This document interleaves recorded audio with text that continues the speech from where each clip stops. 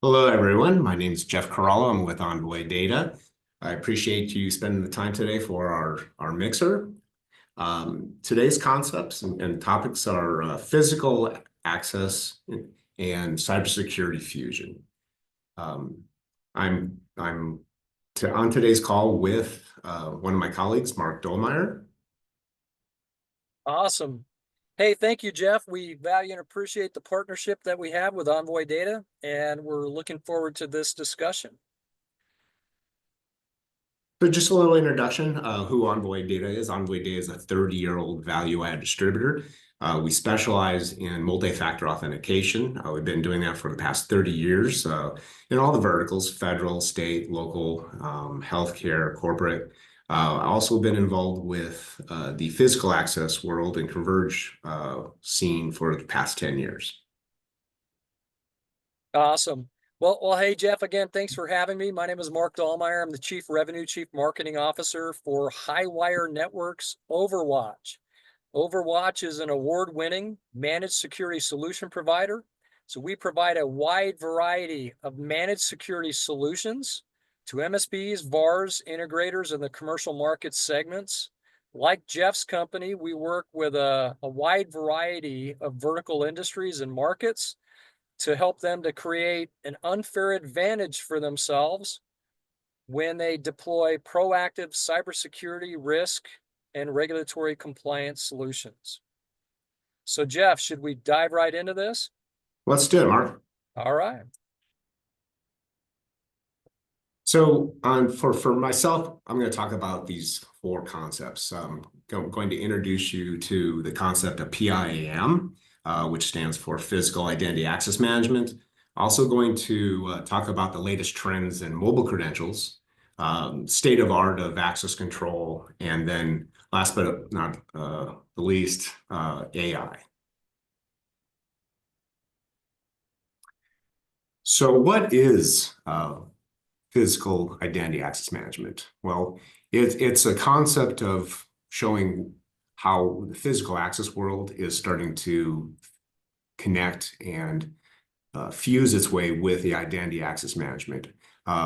This chart here kind of illustrates every place that a physical access identity really shows up. Not only does it show up in the quadrant to the left, where the physical access is, it's also connecting to network access. It's connected to EMRs for healthcare. It's done in CMRs in corporate. It's also set up around HR. So today's concepts are really, really getting confusing because they're all over the place. And if you think about administrators who have to manage multiple databases, multiple management portals, you need something that will help them. And so what a physical identity access management solution does is it helps connect all of these. And this one, for example, has over 169 different API connections so that the workflow, so that administrators can manage these complex workflows. And why do they have to do it? Well, especially in verticals like healthcare and critical infrastructures, there's audits, there's compliance issues. Also with companies doing multiple mergers or acquisitions, all of them are on different HRs. They're on different CMRs. So having a PIM helps you to manage multiple identities across multiple locations. I think that so the next concept I'd like to discuss is what's happening with the mobile credential. So this illustration kind of shows all the places that a traditional physical access card system would be used. I mean, you use it for an entry, use it for visitor management, turnstiles. Also, you can do a network security solution, elevators. But next slide, please. This is all kind of converging. And the reason why it's converging is a couple of things. One, plastic and plastic cards are getting more and more expensive. There's environmental issues that a lot of corporate 1000 companies don't want to have the environmental issue with printing plastic cards. Also, cards get lost anywhere between 10 to 16% of the time. So having a mobile credential on your phone, something that is going to be embedded into your phone, usually you don't lose your phone. This trend is starting to become a lot more, it's being a lot more accepted. And also we're able to get a lot more security out of it with the credential embedded into a wallet, either an Apple or a Google wallet. It's a lot more secure. Today's cards, the majority of them have been compromised, such as Prox and iClass. With the latest technology for the cards on the or the mobile credential on the phone, if something got compromised, we could do an easy software update. If you go to the next slide, I'll kind of show you a little bit of why this is taking off. The biggest reason why mobile credentials is really taking off is all the investment that has been done by the corporate giants. And these giants include Apple, Google, Samsung. They are all trying to get a piece of the $7 trillion market cap. And the reasons why they're trying to expand is one, it's a software-based solution and also recurring revenue.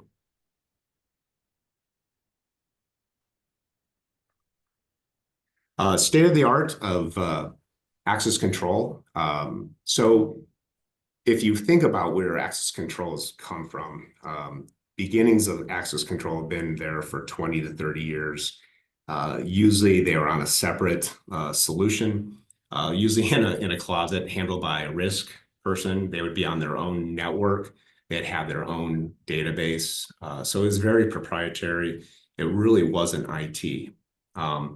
But where the convergence is coming from is today's access control systems are usually all cloud-based. So that means that the databases are connected to People's Active Directory or Entra. Everything is pushed through an IP access controller that's behind the firewall. So there is a lot of IT in today's access control solutions.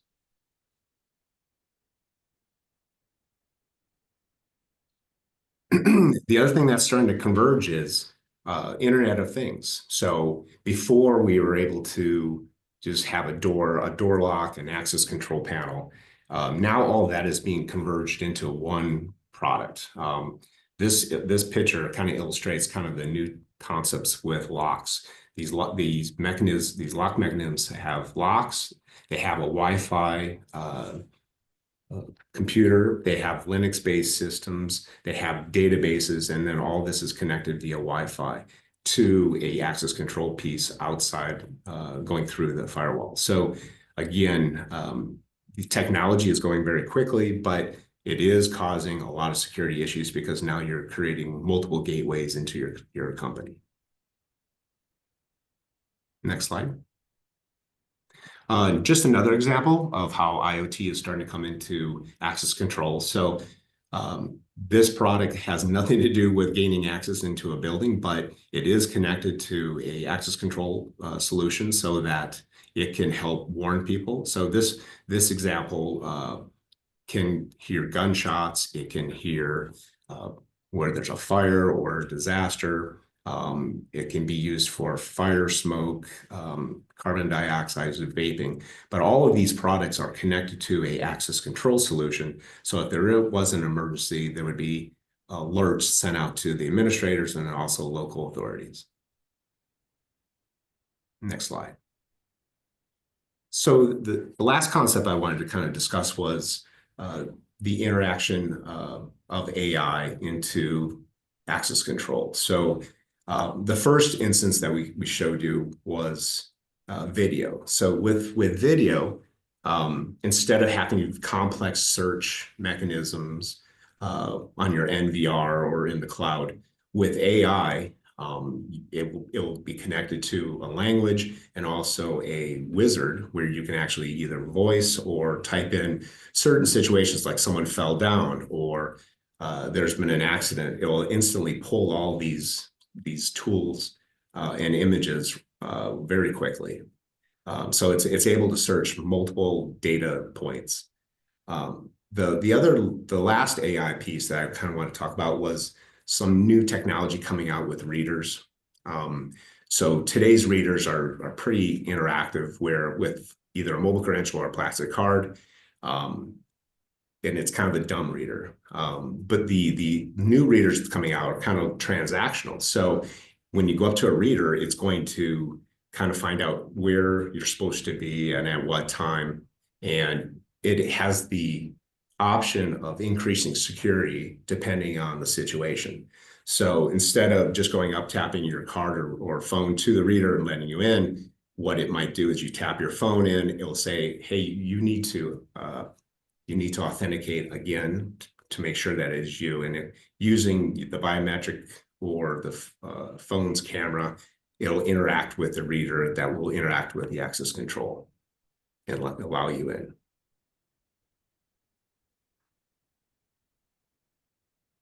Hey, Jeff, thanks for that overview. I think it's really important to note that these trends and the evolution of physical security and access control and the innovation that's occurring in that market has been occurring, over the last decade. And there have been some significant changes made within the access control technology and the methods in which organizations leverage digital access control. And I think you covered that really well. The reality is the fusion that we're seeing in the marketplace between physical access control and digital access control is really, from a cybersecurity perspective, being exploited by not just cyber criminals, but threat actors that are inside of these companies. So I think more and more organizations and companies are beginning to look at data loss, intellectual property loss prevention strategies, and they're beginning to realize that there's a significant amount of espionage that's currently underway and needs to be thwarted. And so the way that they can do that, and the way that they should be doing that, is by taking a holistic look at their physical security, their access control, the technologies that they're using around that, and then integrating those with their cybersecurity and their IT or operational technology security controls, and fusing those together. And so what I'll just share is, for those of us that have been in the cybersecurity industry for decades, we often use physical attacks when we're doing penetration testing, when we're doing physical site testing. We will walk perimeters, we will social engineer our way into secured facilities, and we have a long track record of being really successful exploiting and overcoming access control systems through a number of different mechanisms and methods. And so, whether we're shadowing somebody, kind of piggybacking with somebody as they walk through a secured facility, or whether we're seeding outside of a physical security, maybe fobs with malicious malware, or malware that once the fob is plugged into a corporate network would give us access to that network and to sensitive information and systems within the network. Those are all methods that we've been using for decades. And so we've been seeing this convergence of physical security and cybersecurity now evolving for years. So some of the things that I'm going to talk about is just this integrated physical and cybersecurity attacks and what those look like. And I've talked a little bit about that already. We're going to talk about AI-powered attacks, and then the growing risks associated with executive and technical debt. And we're going to explain what that is. And then we're going to talk a little bit about this increasing instability that we're seeing globally, not just within stock market, but within global markets. So let's dive into this. So again, integrated physical and cyber attacks. So when you search this term, this is typically what you get. These are some of the answers that you get. In 2025, we should expect more sophisticated, integrated physical and cybersecurity attacks. And that includes some of the things that I've already talked about: social engineering, right? Physical engineering, so social engineering our way into a facility or into a secured environment. AI-powered cybercrime. So we know that a significant amount of detection and response, we know a significant amount of cyber attacks are actually being launched through AI-powered bots or AI-powered methods, and those are now being integrated with physical security attacks. So if you see this image down on the left-hand side, this is actually an image from DISA, and they talk about the fact that within different industries, you have these smart intelligence or internet connected, cyberspace connected systems. So it could be an integrated healthcare system that's integrated with IoT and medical devices and electronic records. Could be a transportation and logistics system that's, again, connected to a smart grid, maybe a traffic and management control or a logistics and transportation system. You have energy systems, smart grids that are connected and interconnected. And then you have industrial control or IoT or OT systems that are now being internet connected or connected via some type of electronic method. And what this does is this increases the risk landscape within organizations. And you see a variety of different articles on this topic, from Verizon to Barracuda to other Microsoft articles about the growing convergence of physical and cyber threats and risks, and the growing number of physical and cyber attacks. So again, this is a trend that's emerging. Organizations and executives need to plan for this and get ahead of this. And again, we believe that we can help, right? Between Envoy Data and Overwatch, we believe that we can help organizations to get ahead of these challenges, get ahead of these trends, and remove and eliminate risk and prevent cyber attacks from happening. Now, just to share a couple of stories, we've been successful in the past, breaking and entering into secured facilities. This could be a facility like a nuclear power generation plant, could be a law enforcement facility, or it could be a state local government agency. And so in the past, we've been hired by those types of organizations, and we have successfully captured the flag, so to speak. So we've successfully breached and overcome physical security within those types of environments to basically prove that their current physical security access controls were not sufficient. And so these are all areas of risk for organizations to be cognizant of and to begin to plan around. And the way that you can do that is by scheduling an assessment, scheduling a penetration test, scheduling a review of your physical security technologies and your physical security controls, and compare those against your cybersecurity controls and your cybersecurity technologies. And those types of reviews are something that Envoy Data and Highwire Networks Overwatch does. So as we move on, what we're seeing in terms of AI-powered attacks is a significant increase in these AI-powered attacks being launched by cyber criminals, enemies of the US, so nation-state actors, and hacktivists. They're leveraging AI for more sophisticated and personalized attacks, not just on IT, not just on operational technologies, but actually they're integrating these attacks to launch attacks against physical systems and physical environments. We have seen transportation. We've seen transportation taken down and taken offline. We have seen large facilities that were supposedly secured, healthcare labs.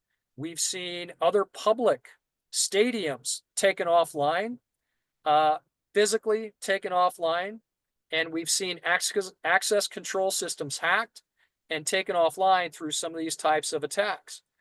Now, we're starting to see this massive growth in terms of deep fakes and these integrated phishing attacks and social engineering attacks, where executives, people with security credentials are actually being impersonated by deep fakes. And we're starting to see AI being launched as a weapon. And so there's a number of articles out there, and you can search for some of these. How artificial intelligence is revolutionizing cybercrime. And again, this is not just cybersecurity related attacks, but now physical related attacks. And these cyber criminals and nation states, enemies of the US, are actually attacking our infrastructure and attacking facilities, not just, again, IT and operational technologies. So again, these are great resources. So take a look at and search for these types of topics. And again, these are things that we can come in and do briefings around. We can come in and do whiteboard sessions. We can do roundtables with your organization if you want to learn more about how to prevent the integration of physical attacks and cybersecurity attacks. There's something out there that's an emerging topic called executive debt. And the way that we're relating this and connecting this to physical security and cybersecurity related risks and attacks, and some of the innovation that Jeff was talking about, was simply this. Executive debt can be defined as legacy thinking, closed-minded leadership, uninformed decision-making, ego-based decision-making, or bias-based decision-making, or executives that are resistant to change and resistant to new ways of thinking, to new models. And so we see this playing out in the marketplace, and we see this as a direct cause of technical debt within organizations. And it actually expands beyond technical debt, and it gets into operational debt.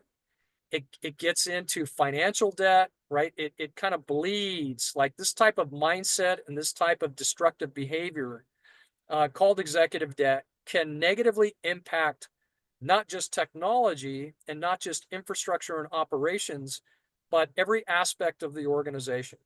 So these are just a couple of examples of how executive debt negatively impacts an organization. And if you start at the far left-hand side, an organization might have old hardware, old access control systems, old card readers, right? Maybe they're not even digitized. Maybe they just have, old physical security mechanisms, and as well as old networking, old applications, old software that cannot be updated. They cannot be refreshed, or they're not being refreshed and updated to keep up with the modern risk and attacks that we're seeing play out in the marketplace. We also see a lot of security neglect. So we see weak passwords, compliance violations, outdated or a lacking incident response plan, and we see a lot of shadow IT. And this is just on the IT side, but if you think about that, this also bleeds over into corporate espionage, right? This bleeds over into access control. Who has access to what facilities, to what buildings, to what assets, to what data sets? And so really, this type of mindset can negatively impact every aspect of the organization. And so oftentimes we see executive debt the cause for security budgets, physical security and access control security, as well as cybersecurity, being cut or slashed. We see that physical security and cybersecurity teams are often overworked and they're understaffed. And then there's really a lack of prioritization in terms of investing in physical security and or cybersecurity within a lot of organizations, because there's just far too much ground to cover. There's far too many facilities to secure, or there's far too many applications and systems to secure, maybe in a broadly distributed environment. And so there just isn't enough awareness around security and risk and the real ramifications, the financial ramifications of these risks to the organization. And so what that causes is slow innovation.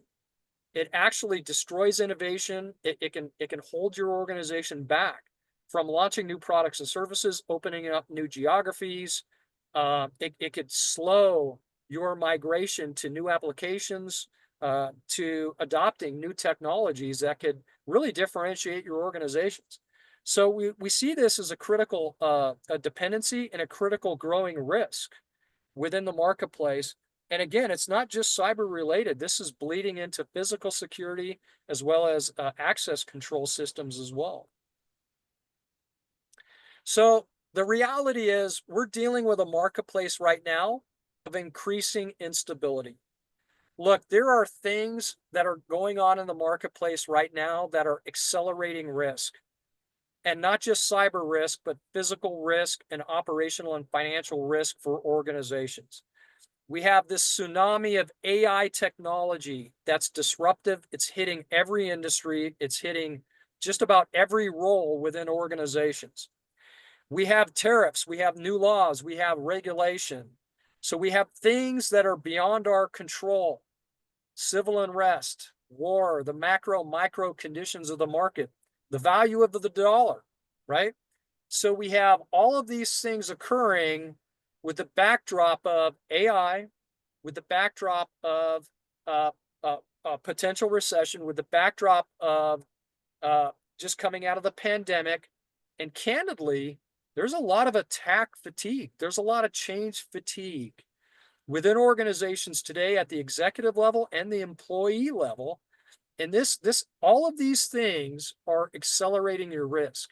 So as a leadership team and a set of executives, if you're focused on removing risk and reducing risk out of your organization, preventing data loss, preventing intellectual property loss, and securing and defending your facilities, your systems, your people, and your locations, then we need to get ahead of these things by having this conversation around, okay, where are we at with physical security? Where are we at with access control? And where are we at with our cybersecurity, our IT and our OT security posture and programs? And how do we pull all of these resources together? How do we pull these things together and reduce our risk holistically? And again, these are topics and these are things that, Jeff and Envoy Data and myself and our team at Overwatch would love to have conversations with you who are watching this video and who attended the event live, the Mixer Live. We'd love to have these conversations with you. So going forward, Jeff, why don't you walk through some of your recommendations, and then I'll walk through some of my recommendations, and then we'll wrap this up. Sounds good, Mark. Thank you very much. So I guess the subtopic of this slide should really be awareness. You need to find what the current state of your physical access system is. How old is it? Has it had a cybersecurity testing penetration test? Is it secure?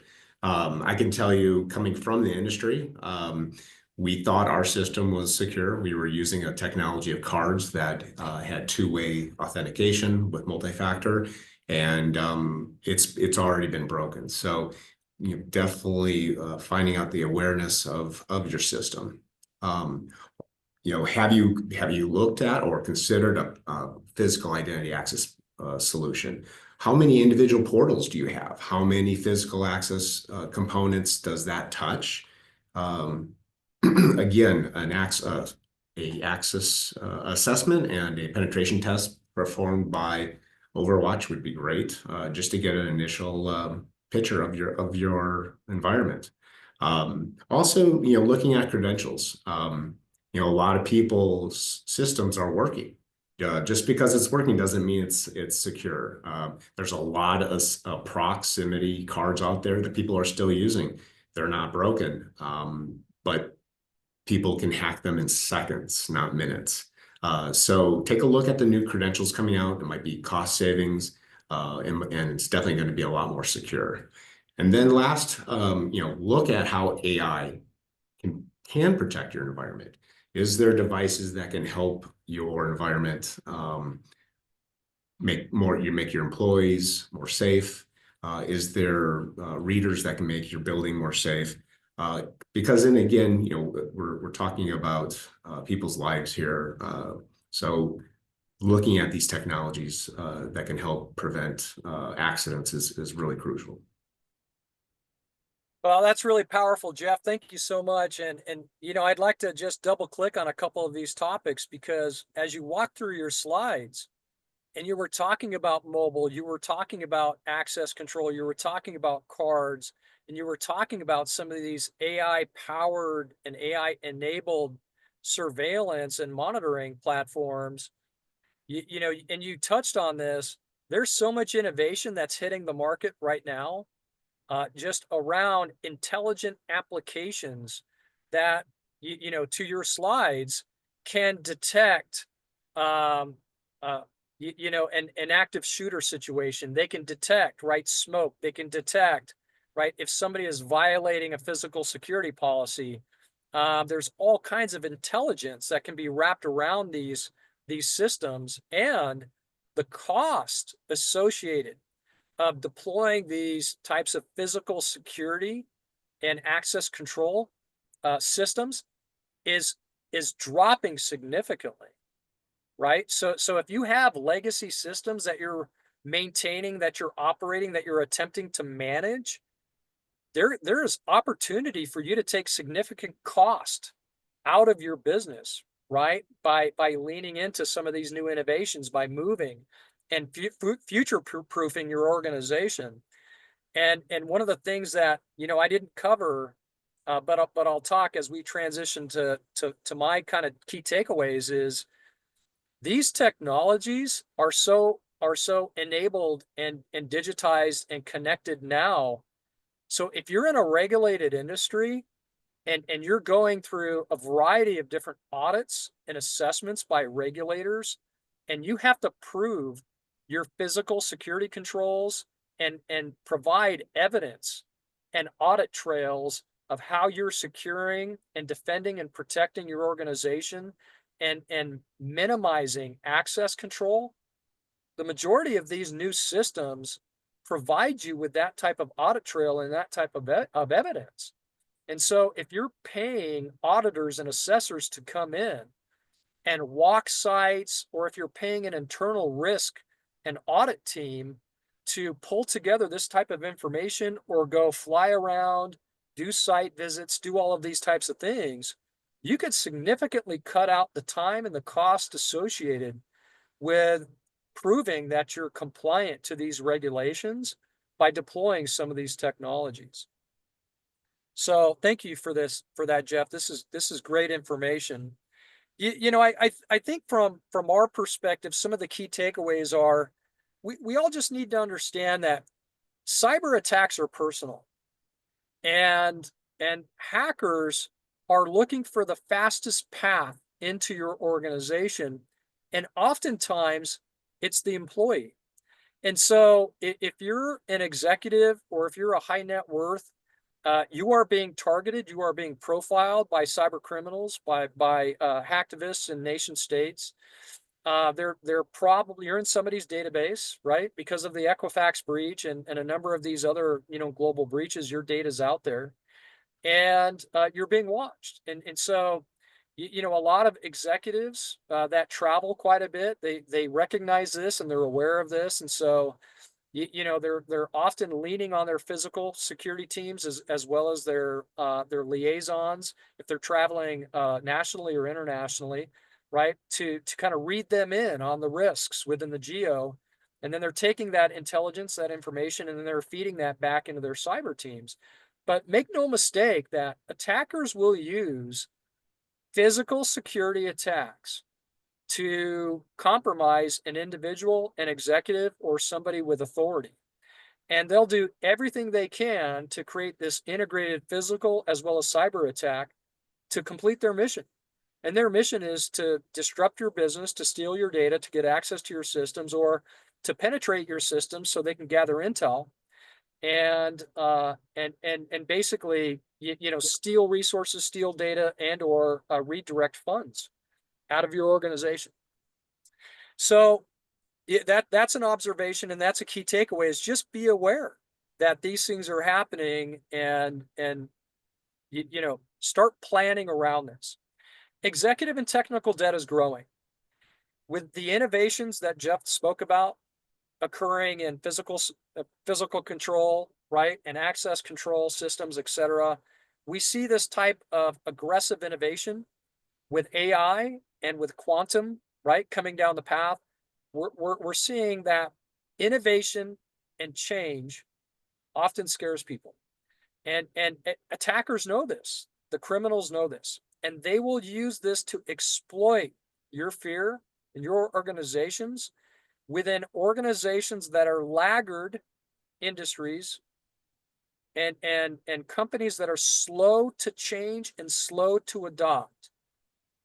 This is like the memes that we see on social media, right? The funny memes like, hey, I don't have to be the fastest runner in the world. I just, if we're all running away from a lion, I just have to be faster than the guy behind me. Like, this is the reality is if you're not changing and if you're not being proactive in terms of defending and protecting your company and removing technical debt and addressing the fact that you might have some executive debt within your executive ranks, then you will be low-hanging fruit. Attackers will absolutely exploit you, and they're constantly trolling the internet and looking for openings within your organization and within your employee population 24/7, 365. Now, the backdrop of instability is increasing globally with the macro, micro conditions of the market, the political disruption, the uncertainty of the stock market and the financial markets, and some of the things that are occurring with tariffs. Look, this is creating a significant amount of fear, significant amount of resistance, and people are candidly, they're frozen. They're like, hey, do we just hunker down? Do we stop innovating? Do we stop investing? Do we stop moving forward? And what I'll just share with you is that that is one of the worst things that you can do, in my opinion, is like put change on the back burner and just hunker down.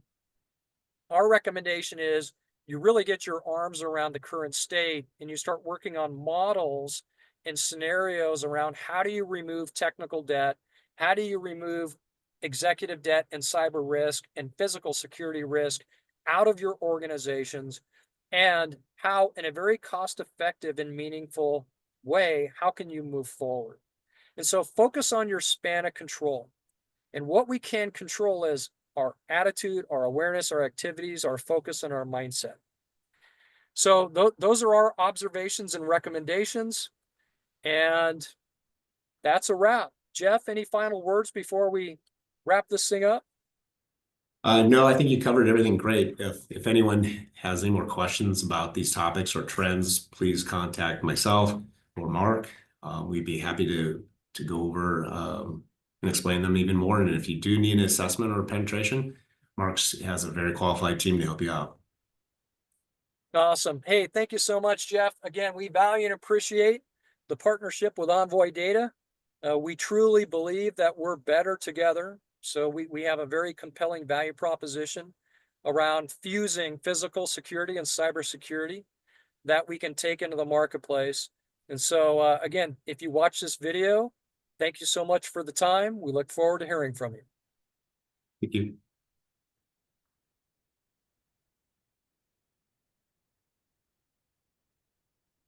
And with that,